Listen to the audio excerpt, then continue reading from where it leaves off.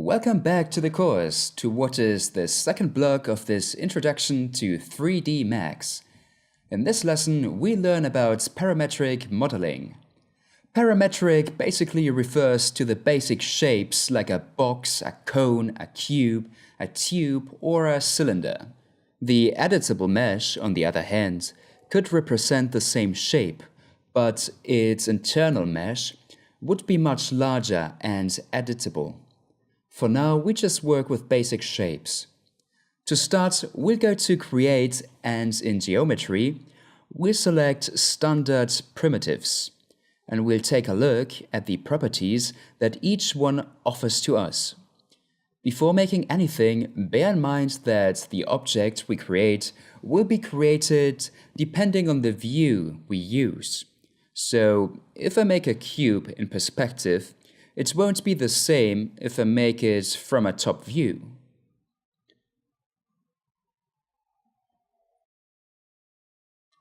Sometimes it will be interesting to us to create it in perspective view, but other times we could create it from whichever view is most comfortable. So to begin, let's take a look at the cube, the most basic of our shapes and what we usually use as a base for most of our models. If you go to Edit, you see its properties.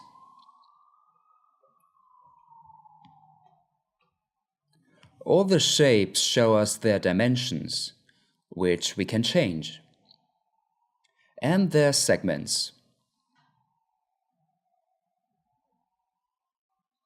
Segments are lines that we can add to our object to start creating a more complex mesh.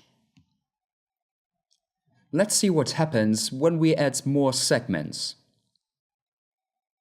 More partitions are added, and we can increase the size of the mesh in order to work more selectively.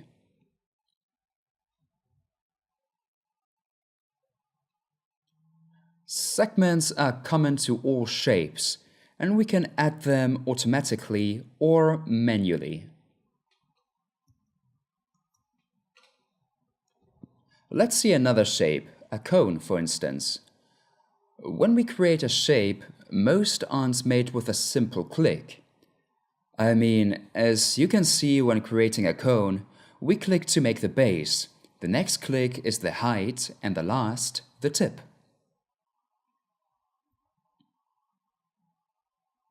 So most shapes are made with a few clicks. Go to Edit and you see that the properties are similar to the cube, only there are some specific ones like the dimension of the radius 1 and 2. Also, we have cap segments. A cube doesn't have any caps, but a cone or a cylinder do. You can add as many segments to the caps as you like to edit the object.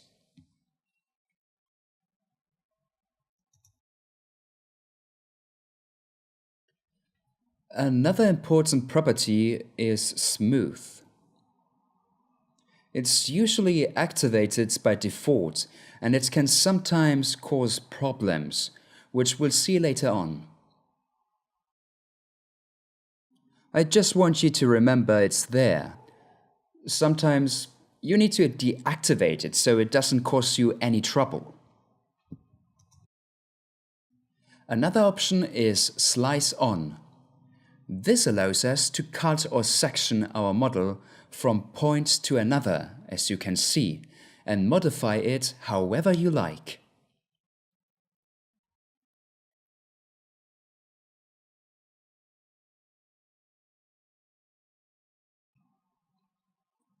Now let's go to a cylinder. A cylinder is pretty much created in the same way. First the base, then the height. Again, we have the dimension, height segments, cap segments, and the sides.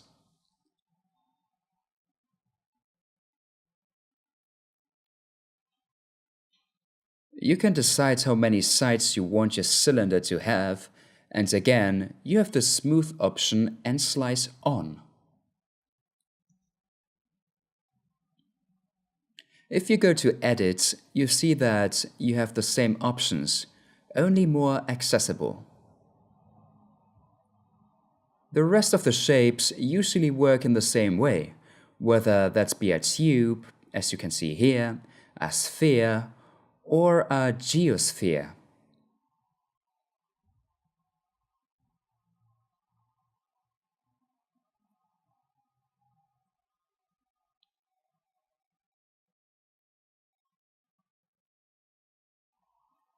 Let's take a look at the sphere. Go to Edit. We have similar properties again, the radius, number of segments. We also have the smooth option. And there are a few new properties like hemisphere, which, as you can see, if you increase or decrease it, we make a clean cut across the sphere.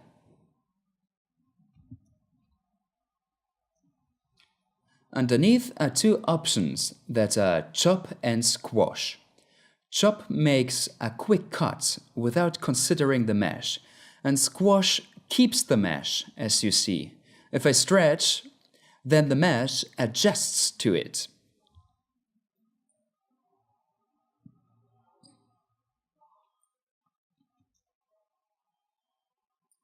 Again, we have slice on, as I said before. You can section the sphere, no problem.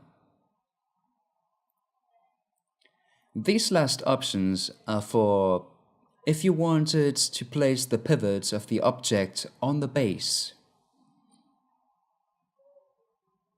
We now move on to the extended primitives.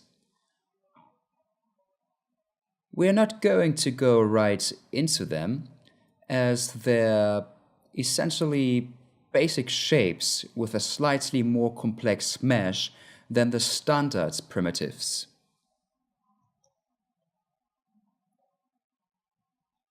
They could simply save us a little bit of work when modeling. An example of this is the chamfer box. Let's see how this is different from a box. A chamfer box is made just like a cube, but in the final step, we soften the edges. This is what's known as chamfer.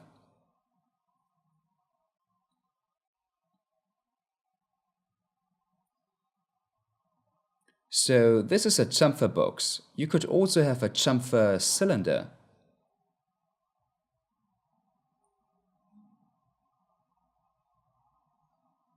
You have gangon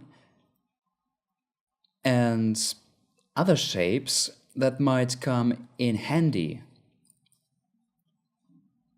like the L shape.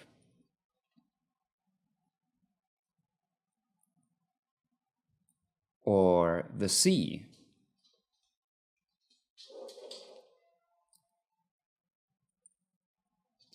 Rings.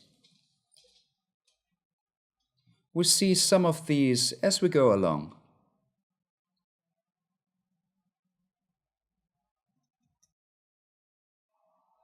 A final note, this option here is very important, Autogrid.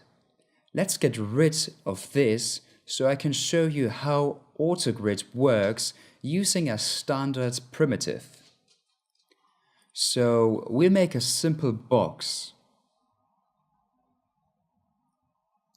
and delete the segments by right-clicking on the arrows.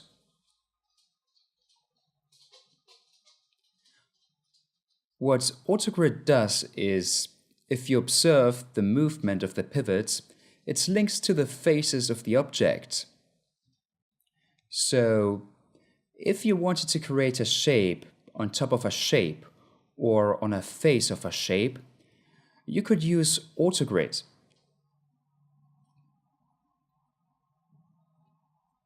In this case, I could create a square on this box, or I could do it on this side. This is the use of the Autogrid.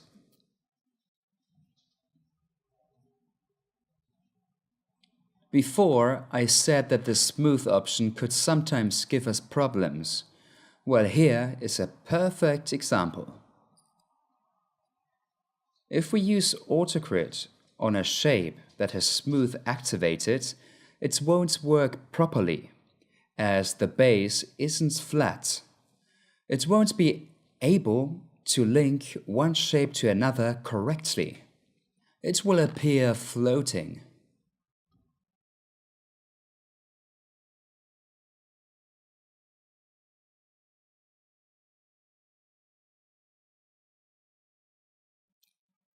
I don't have it activated on the cube, but when I made a cone earlier, it was activated. At a glance, it doesn't look like there's anything wrong, but if you look closely, it's not linked properly.